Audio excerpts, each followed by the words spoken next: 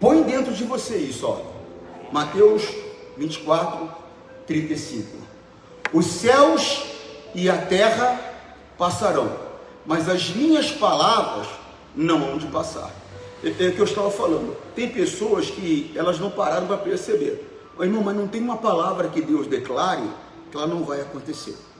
Às vezes o que ocorre é que as pessoas não entendem que para Deus 1000 anos é um dia. 1000 anos nosso é um dia de Deus. Então às vezes a pessoa não vive tanto tempo para poder ver o cumprimento da palavra que Deus declarou. Mas Ele declarou, vai acontecer. Então você preste atenção, você toma cuidado. Deixa eu mostrar para você, primeiro livro de Samuel, capítulo 2, versículo 12.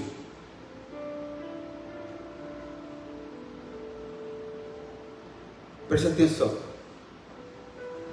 Primeiro livro de Samuel 2:12.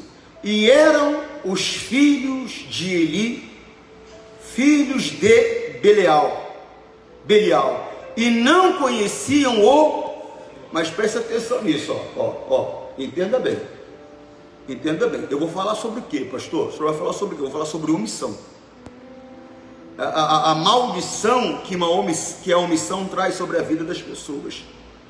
Tem pessoa que ela é omissa, ela conhece a vontade de Deus, mas ela não toma uma atitude, ela não muda, ela sabe o certo e o errado, e muitas vezes ela faz vista grossa para aquilo que é errado. Aquela pessoa normalmente que chama atenção, que corrige, ela é conhecida como uma pessoa chata, uma pessoa ruim, uma pessoa brava. Por quê? Porque ela corrige, né? Ela corrige. Tem pessoas que elas não gostam de ser corrigidas, então você corrigiu, ela acha ruim com você. Mas só que a omissão é um pecado grave, traz maldição, e quer saber mais? Omissão é pecado de morte. Por causa de omissão, algumas pessoas irão ao inferno. Olha a seriedade disso, ó.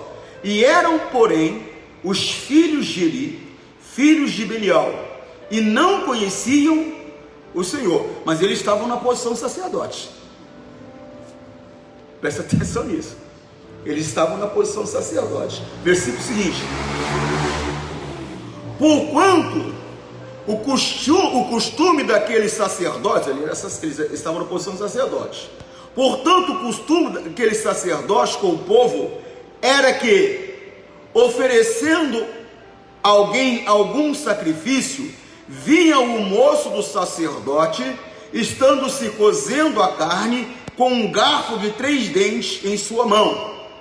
Seguinte: e dava com ele na caldeira, ou na panela, ou no caldeirão, ou na marmita, e tudo quanto o garfo tirava, o sacerdote tomava para si. Assim faziam a todos o Israel que ia até Siló. Mas primeiro você tem que entender uma coisa: isso daqui era um costume, né? Era um direito do sacerdote. Havia um garfo grande de três pontas, e esse garfo ele era metido na caldeira, na marmita, no caldeirão, e o que ele pegava pertencia ao sacerdote. Só que os filhos de Eli, eles nem permitiam que o sacrifício fosse oferecido. Eles queriam a carne crua, eles queriam a gordura que normalmente era oferecida em sacrifício a Deus, eles queriam para eles. Eles tentavam e bordavam. Eu vou mostrar para você alguns crimes dos filhos de Eli.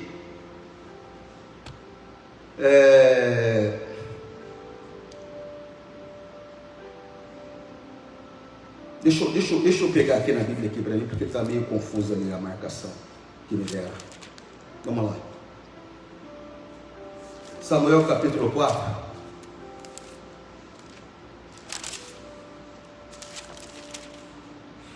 Perdão. Samuel capítulo 2, versículo 12 mesmo. E eram porém os filhos de Eli, filhos de Belial, e não conheciam o Senhor. Porquanto o costume daqueles sacerdotes com o povo era de oferecer algum sacrifício, vinham os montes sacerdotes, e entravam a cozer a carne, e o garfo e 3 dentes em suas mãos. E davam com eles na caldeira, ou na panela, ou no caldeirão, ou na marmita. E tudo quanto o garfo tirava, os sacerdotes tomavam para si, fazendo todo Israel que ia a Siló. E também, antes que queimassem a gordura, vinham os moços sacerdotes e diziam ao homem do sacrifício: dá essa carne para assar, ao sacerdote: porque não tomará de ti carne cozida, senão crua. E dizia o homem: queime primeiro a gordura de hoje, e depois toma para si o quanto desejar a tua mão. Então ele dizia: não, agora há de dar, senão por força tomarei. E eram, pois, muitos grandes pecados dos jovens perante o Senhor, porquanto o homem desprezavam as ofertas do Senhor. Então, quer dizer, eles cometiam muitos pecados, mas só que não era só isso não. Eles não só pegavam as coisas não, eles faziam mais, eles se prostituíam. Eles se prostituíam à porta do templo. Só que tem um porém: ele sabia de tudo isso. Ele sabia de tudo isso, só que ele não fazia nada. Irmão, você não pode ser omisso ao erro. Você não pode ser, porque no momento que você é omisso, você é conivente. Você está vendo seu filho indo por um caminho que não deve, você tem que chamar atenção. Por quê? O pastor vai trazer um problema para você, irmão. Mas aí não fala nada, deixa à vontade.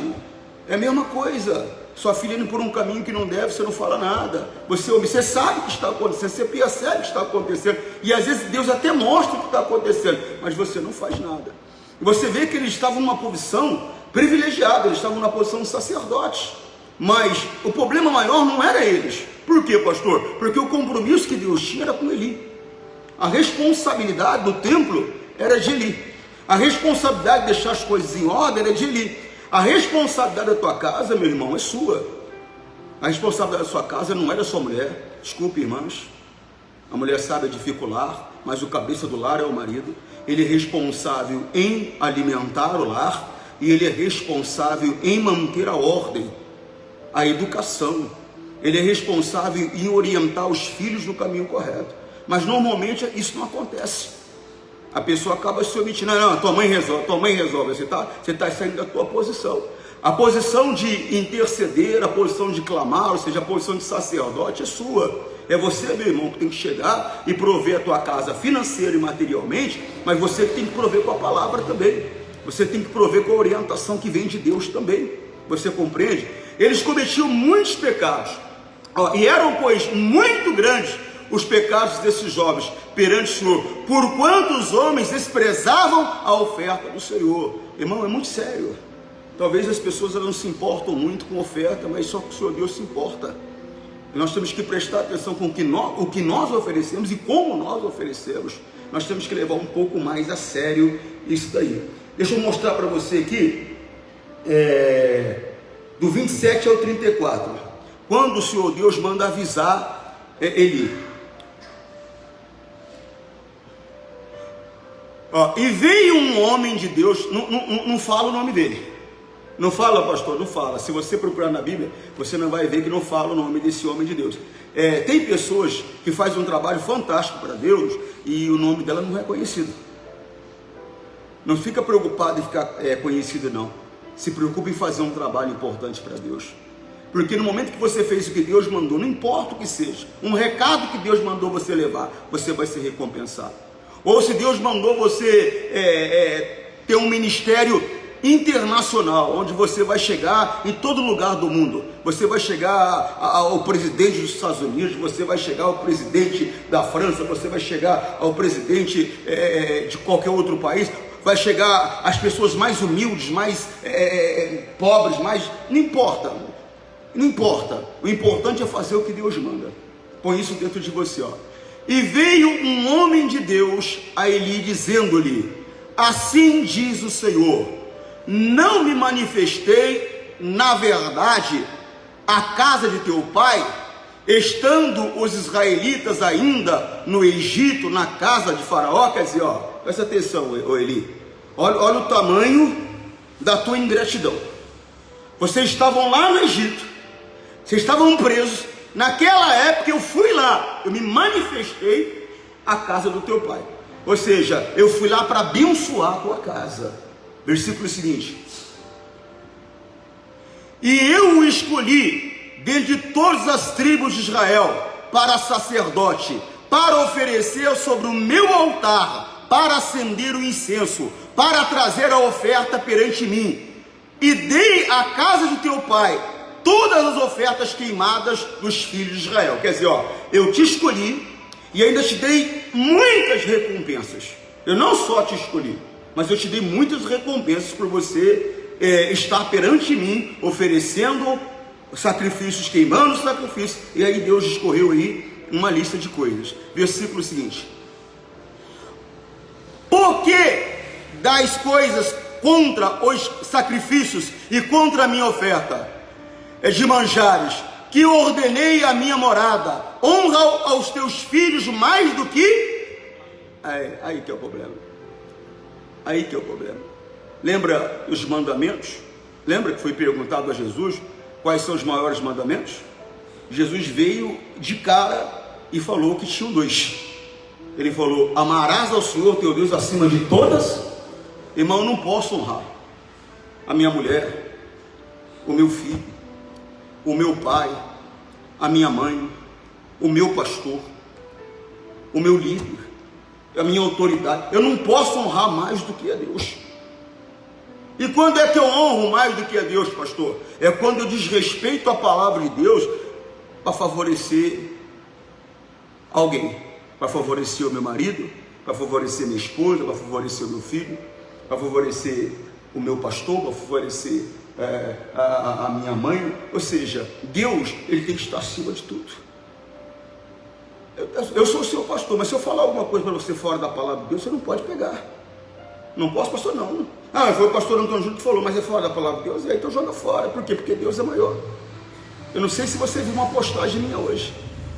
Melhor é obedecer a Deus do que aos homens. Por quê? Porque você não vai dar conta da tua alma a homem nenhum. Você vai dar conta da tua alma a Deus.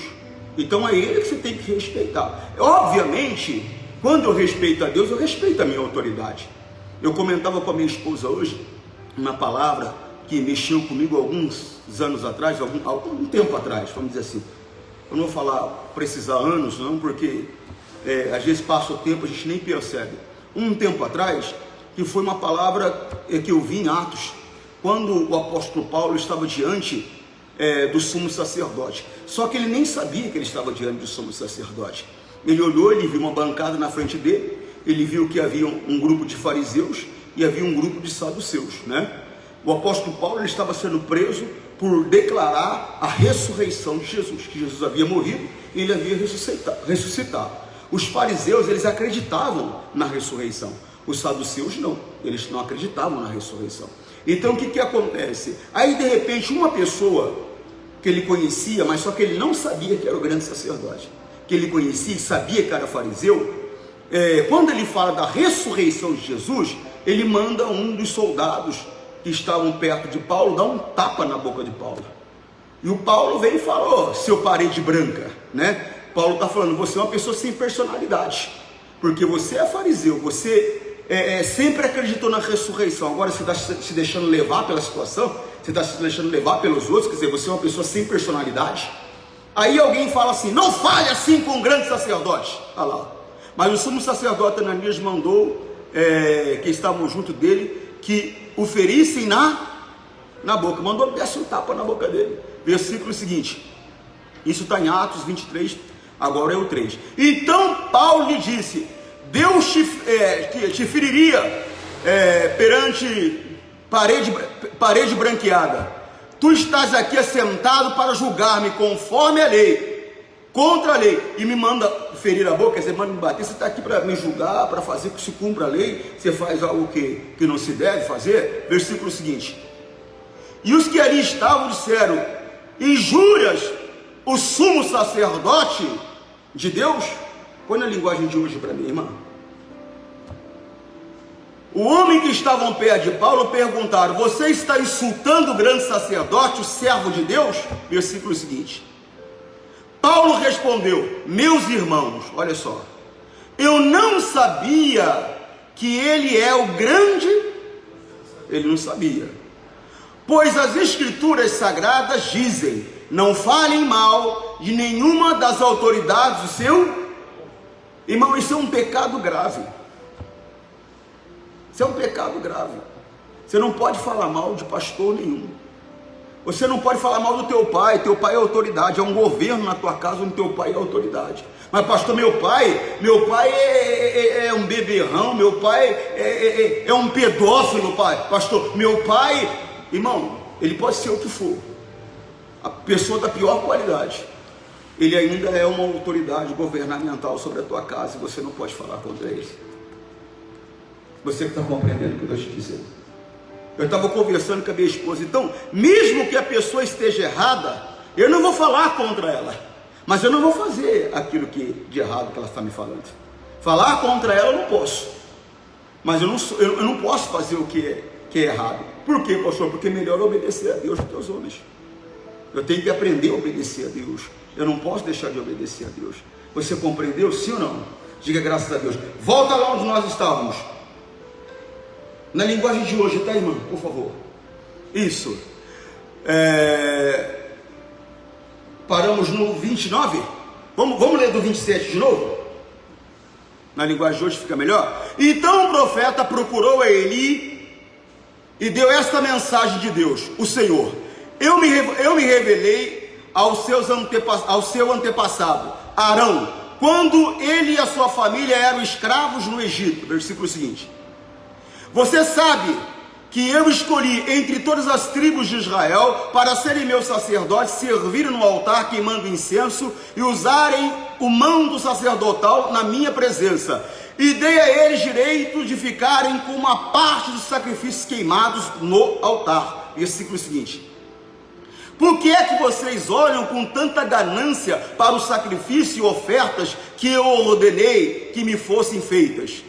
Eli, por que você honra os seus filhos mais do que a mim, deixando que eles engordem comendo a melhor parte de todo o sacrifício que o meu povo me oferece?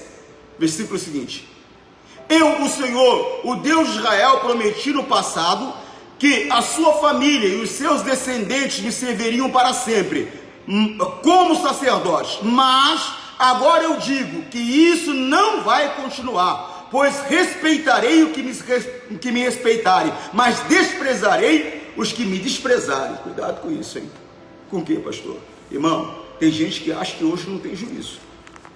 Não é tudo pela graça, pastor. Isso daí é porque era no Velho Testamento, a lei era severa, é tudo pela graça. Irmão, Deus não mudou. Eu sou o Senhor, eu não mudo. Ele não mudou, Ele é o mesmo Deus. Não existe Deus mau no Velho Testamento e Deus bonzinho no Novo Testamento, na Nova Aliança. Não existe. Não existe. A questão é o nível de presença de Deus que nós estamos vivendo. É essa que é a questão. Mas o juízo veio. Ananias e Safira é um exemplo. Ananias e Safira é um exemplo. Vamos lá para você ver? Porque as pessoas acham que não tem juízo na Nova Aliança. Mas tem. Atos capítulo 5, versículo 1.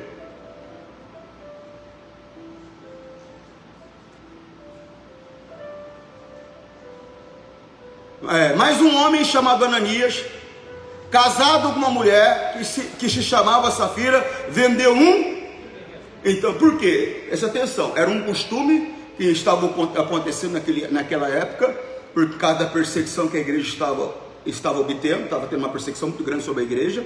Então as pessoas, elas estavam sem emprego, elas estavam sem condições de sobreviver. Então muitas pessoas de posse, que faziam parte do grupo do povo de Deus, eles vendiam propriedades, colocavam o dinheiro ao pé dos apóstolos, e os apóstolos eles dividiam para cada pessoa segundo a sua necessidade. Eu tenho 10 filhos, ele me dava para comer para 10 filhos. Eu tenho um filho só, ele me dava para comer para um filho só. Ou seja, de acordo com a minha necessidade, ele me dava. Você está compreendendo? Só que era uma coisa que não era obrigado a fazer.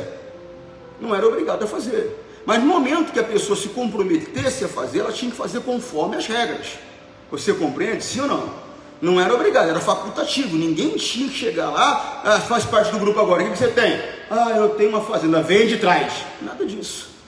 Você dava se você queria dar. Era uma coisa facultativa, ninguém tinha obrigação de fazer. Mas, todavia, no momento que se propôs a fazer, tinha que fazer conforme as regras estabelecidas. Você compreende? Sim ou não? É igual aquele um que é obreiro. Pastor, quero ser obreiro. É uma coisa voluntária, você não é obrigado. Mas se tornou obreiro, aí você tem que se enquadrar as regras. Aí você é obrigado a cumprir as regras que é estabelecida para o grupo de obreiros. Você compreende, sim ou não? Por quê, pastor? Porque você se dispôs a fazer. Então você tem que cumprir as regras que são lhe impostas. E a regra era essa, irmão. Se você vendeu, você entregava tudo. Ou então não entregava, você não era obrigado, como eu falei. Mas Mas um homem chamado Ananias, casado com uma mulher que se chamava Safira, vendeu um terreno. Seguinte, e se entregou uma parte do dinheiro aos apóstolos, e ficando com o resto, e Safira sabia disso, quer dizer, ele deu uma parte e ficou com outra parte. Safira sabia disso, a mulher dele sabia. Versículo seguinte, vai outro conselho para você aqui: não se una com ninguém para contar uma mentira. Se a pessoa quiser contar uma mentira, deixa ela aí sozinha, você não vai junto não, hein? Por quê, pastor? Você vai trazer morte para você. Você toma cuidado, hein? Toma cuidado. Eu já vi pessoas tendo problemas, perdendo bênção de Deus, tendo situação complicada por se unir com outro para mentir. Não mente. Não se una ninguém para mentir. Você não deve mentir sozinho, muito menos se unir com alguém. Então Pedro disse a Ananias: por que você deixou Satanás dominar o seu? Não deixa Satanás dominar o seu coração, irmão. Não deixa. Às vezes tem gente deixando Satanás dominar o coração dela com mágoa, tem gente deixando Satanás dominar o coração dela com rancor, tem gente deixando Satanás dominar o coração dela com avareza, com ganância, tem gente deixando Satanás dominar o coração dela, fazendo ela se tornar uma pessoa maldizente. Não deixa Satanás dominar o teu coração. O teu coração, ele tem que estar na presença de Deus. A Bíblia diz: tiver guardar alguma coisa, guardar aí o vosso coração. Porque mentiu para o Espírito Santo. Quer dizer, cuidado, hein? Outra vez, cuidado, pastor, cuidado. Quando você mente com um homem de Deus, você mente com o Espírito Santo. Você não está mentindo com o homem de Deus. Não minta nunca para um homem de Deus. Fala a verdade. Um homem de Deus de verdade, ele vai ser conduzido por Deus. E o Senhor Deus, ele é misericordioso. Não mente. Você fez? Fiz. Falou? Falei. Deixou de fazer? Deixei de fazer. Tem gente que tem sempre que contar uma história, uma desculpa. Ela não é verdadeira. Aí ele não sabe, porque, preste atenção no que eu vou te dizer de novo. Porque o momento que você cometeu o pecado, você confessou o pecado, você recebe perdão. Mas preste atenção, isso não significa que não haverá uma consequência. Porque tem gente que acha que está perdoada, não tem consequência. Tem, irmão. Muitas vezes Deus vai falar assim: você está perdoado, está perdoado. Mas presta atenção, sabe aquela bênção que eu tinha para você? Sei, Senhor, não vai ser mais sua. Mas não me perdoou? Claro, está perdoado. Está perdoado.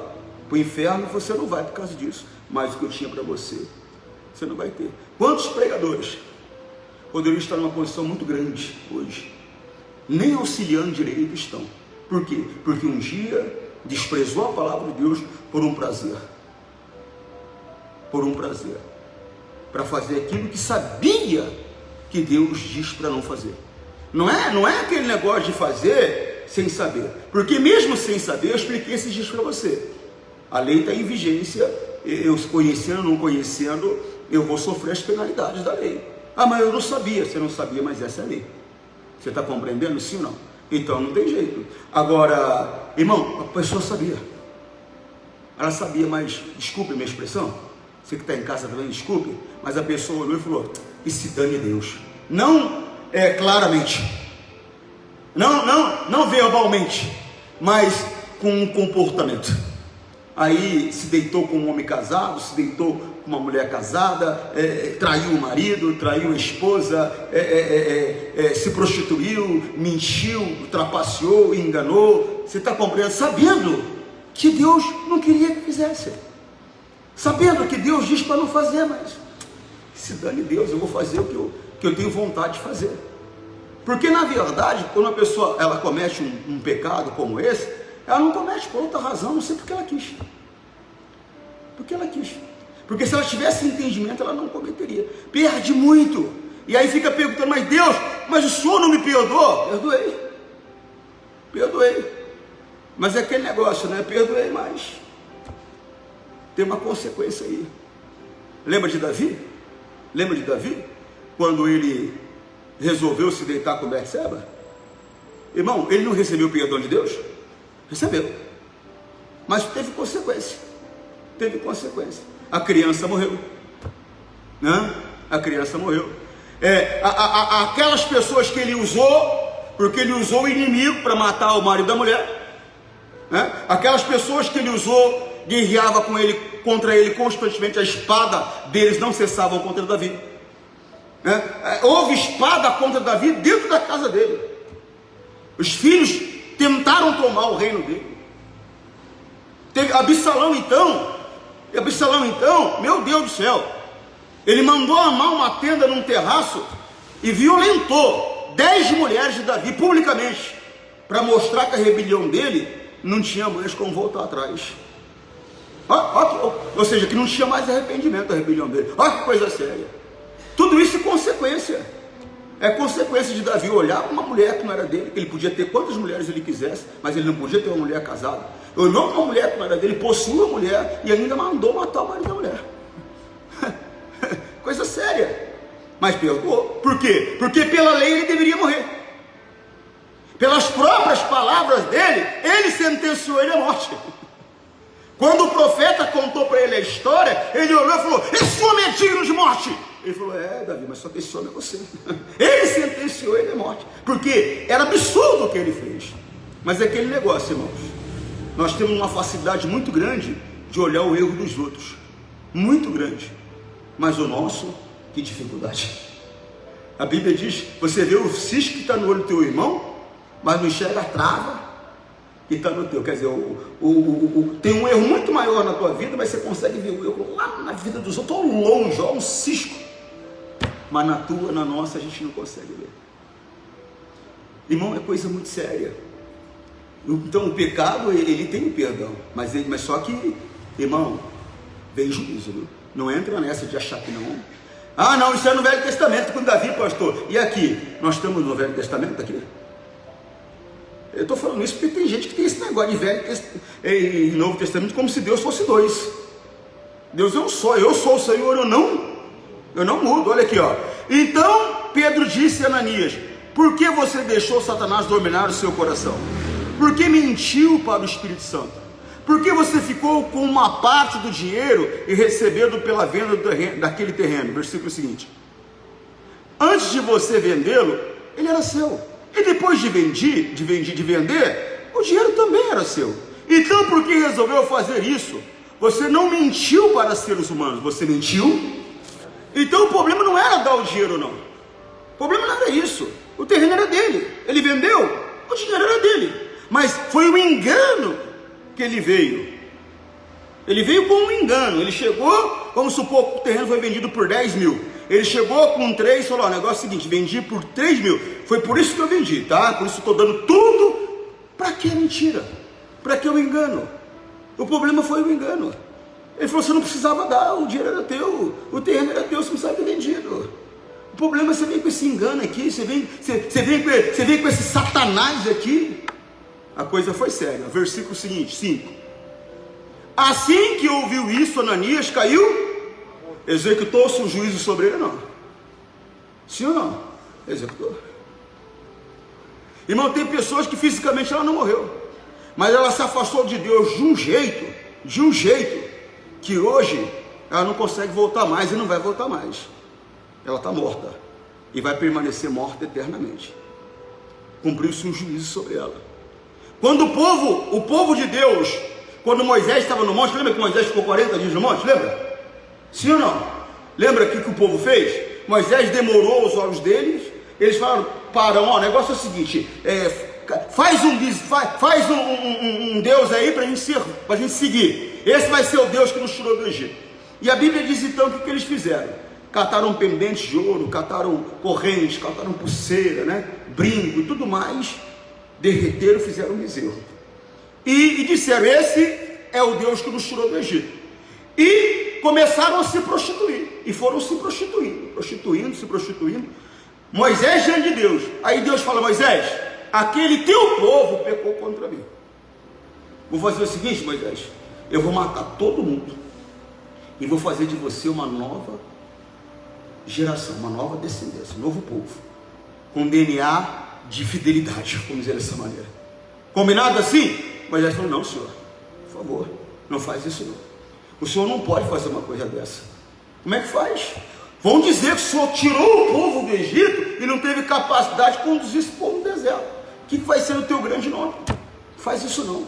Deus falou: tá bom, tudo bem, eu não vou matar não. Eu vou ouvir você. Mas só que Deus matou aquele povo? Ele não matou naquela hora. mas matou devagar. Matou em 40 anos. Nenhum deles entrou na terra prometida. Por quê? Deus perdoou, mas veio juízo sobre eles. Houve perdão, mas veio juízo sobre eles. Então você tem que tomar cuidado, irmão. Nós temos que tomar cuidado. Continuando aqui. E assim, ouvindo Ananias, caiu morto. E todos os que souberam do que havia acontecido ficaram com muito medo. Versículo seguinte. Então vieram alguns moços e cobriram o corpo de Ananias e levaram para fora e o sepultaram. Versículo seguinte. E a mulher de Ananias chegou 3 horas depois, sem saber do que havia acontecido com o marido. Versículo seguinte. Aí Pedro perguntou a ela: me diga, foi por este preço que você e seu marido vendeu o terreno? Foi, respondeu ela. Tola. Irmão, quando é feita uma pergunta a mim ou a você, não é porque a pessoa não tem consciência do que está acontecendo, é porque está sendo dada uma oportunidade de nós escaparmos do juízo. Ela deveria ter falado: o negócio é o seguinte, o seu Pedro, vamos falar assim, o negócio é o seguinte, seu Pedro, nós vendemos por 10. Ananias falou que era para mim falar que vendemos por 3, mas eu não concordo com o erro do meu marido, não. E foi, seu Pedro, o senhor tem que saber a verdade, foi por 10.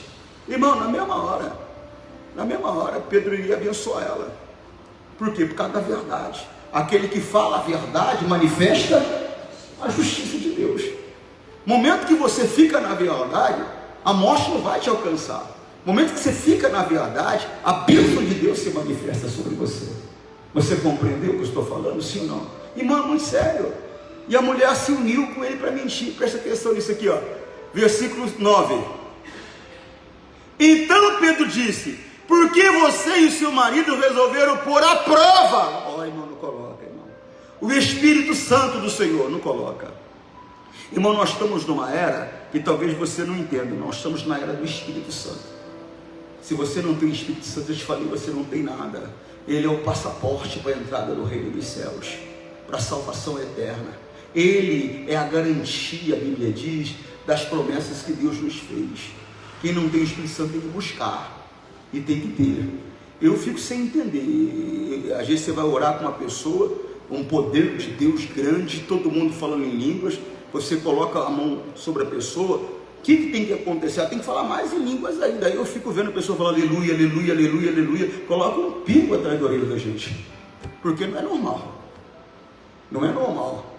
A Bíblia diz que quando a pessoa tem o Espírito Santo, está escrito isso na Bíblia. A Bíblia diz que quando a pessoa tem o Espírito Santo, ele dá uma prova. Ele dá uma prova da presença dele na pessoa. Ele dá uma prova. Como que ele dá uma prova, pastor? Manifestando os dons dele. E o dom de falar em línguas é o que você mais vê. Vamos dizer assim, é o mais comum. É o que primeiro você vê. Você está compreendendo? Aí existem outros dons, já falei para você, são novos dons. Até outro dia eu mandei para você, separado em 3 categorias cada. Na Bíblia não separa por categorias, mas você, lendo a Bíblia, você percebe que eles se divergem em 3 categorias. Mandei até para você. Uma outra hora a gente fala sobre isso. Então quer dizer, irmão, se a pessoa tem Espírito Santo, ele prova que ele está dentro dela. Ele prova, entendeu? É coisa séria. Então Pedro disse: por que você e o seu marido resolveu pôr à prova o Espírito do Senhor? Os moços que acabaram de sepultar o seu marido já estão lá na porta e agora vão levar você. Misericórdia, misericórdia. Irmão, Deus, ele é amor, mas não brinca de crente, não. A Bíblia diz que Deus ninguém zomba, irmão. Na verdade, isso daqui tudo é a colheita do que se planta. Que o homem plantar, ele vai colher. Irmão, eu quero adulterar, eu quero mentir, eu quero roubar, eu quero enganar, eu quero tirar vantagem dos outros, e ainda quero a bênção de Deus na minha vida, mas não vai acontecer. Não vai acontecer. Se Deus me perdoar, eu devo louvar a Deus pela misericórdia do perdão que Ele me deu. Eu já estou saindo no lucro. Agora não pensa você que não vai ter consequência, que tem. Porque tem consequência. Tem consequência. Traí minha mulher, talvez não perdi minha mulher, mas será que nenhum filho meu não está pagando pelo pecado que eu cometi? Como pagando, pastor? Aquilo deixou um trauma no coração dele. Ele viu como eu tratei a mãe dele e trouxe um problema para ele. Eu não perdi minha mulher, mas trouxe um problema para minha família. Você está entendendo o que eu estou te dizendo? Irmão, é muito sério. Vamos lá, voltamos a Samuel. Eu, Senhor, o Deus de Israel, prometi no passado que a sua família e os seus descendentes me serviriam para sempre como sacerdotes, mas agora eu digo que isso não vai continuar, não vai permanecer assim, pois respeitarei ou honrarei os que me respeitarem, os que me honrarem, mas desprezarei os que me desprezarem. Irmão, cuidado. Você desprezou a Deus, não fique esperando que ele vá. Ô pastor, mas Deus ele é amor, mas ele é justiça, irmão. É isso que as pessoas às vezes não entendem. Versículo seguinte: olha, está chegando o tempo em que eu matarei todos os moços da sua família e da família de seu pai, para que nenhum homem da sua família chegue a ficar. Olha a maldição que Deus está lançando sobre ele. Versículo seguinte: você passará dificuldade e terá inveja de todas as coisas boas que vou dar ao povo de Israel, mas ninguém da sua família chegará a ficar velho. Tem gente que não prospera, né? Mas não prospera, você vê, ela não prospera. Ela não prospera. Todo mundo diante dela prospera, mas é uma maldição na família dela que não prospera. Versículo seguinte: deixarei vivo apenas um dos seus descendentes, que será meu sacerdote, mas ele ficará cego e perderá toda a esperança, e todos os seus outros descendentes morrerão de morte violenta. Isso tudo é por causa de uma coisa só, cada uma missão dele. Ele viu o que os filhos dele faziam, mas ele não fez nada. Ele preferiu honrar mais os filhos do que honrar a Deus. Versículo seguinte: Ofni e Finéias, os seus 2 filhos, morrerão no mesmo dia, e isso será uma prova para você de que o que eu disse é verdade. Irmão, nós vamos parar aqui por causa do tempo, mas nós vamos dar sequência para você entender o que a omissão traz. O que a omissão, você não pode ser omisso. A omissão, ela traz juízo, e traz um juízo severo. O engano traz juízo, o pecado traz juízo. Traz perdão, pastor, traz.